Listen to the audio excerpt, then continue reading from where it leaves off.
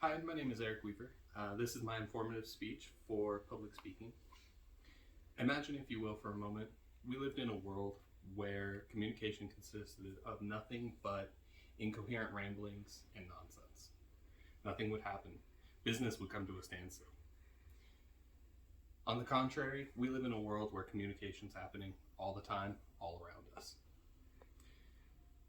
And that's why it's so important for us to learn how to efficiently and effectively communicate in any type of scenario. Today I'm going to be going over just 3 brief topics that I believe are really key in improving any type of communication that you might encounter. And then if you have any other questions, feel free to ask afterwards.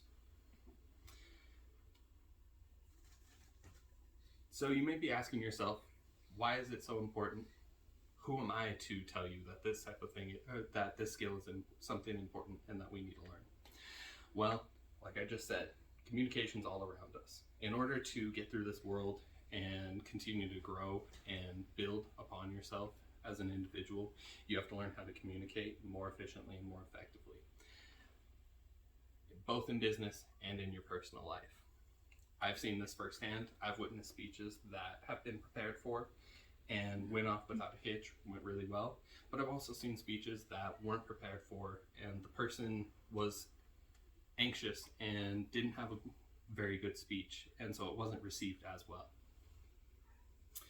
So the first thing I'd like to go over for this would be audience analysis. So for audience analysis, it's very important to get to know your audience. In any type of situation, from one-on-one interactions to news broadcasts, there's always an audience. So getting to know who that audience is extremely crucial in any type of communication scenario. If you don't know who your audience is, you're going to leave yourself open to miscommunication, and you're going to leave yourself open to possibly even offending your audience. If you do know your audience, you're able to adapt your speech to them. You're able to shape it to their beliefs, their interests, and their views in order to persuade, call to action, or even just inform and gain interest. Because of this, audience analysis is one of the key foundations to any type of communication, and it is very crucial that no matter where you're going or what type of communication you're encountering, you know who you're speaking to and you know who your audience is. After you find out who your audience is, you need to choose how you're going to communicate with them.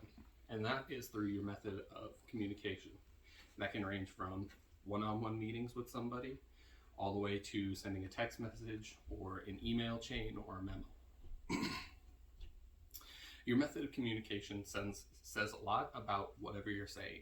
It can be professional in tone, it can be less professional, it can provide your customers in a business sense with an ability to contact back to you. It provides you as a speaker with the opportunity to gain feedback. Whatever you choose as a method of communication in this world is complicated. There's many different ways to communicate, and so you have to ask yourself a couple of key questions. Is the message sensitive in nature? For a business, is it internal or external that you're communicating with? And then finally, what is the goal of your message? These type of questions help us narrow down what the method of communication we can use is, and use it for success.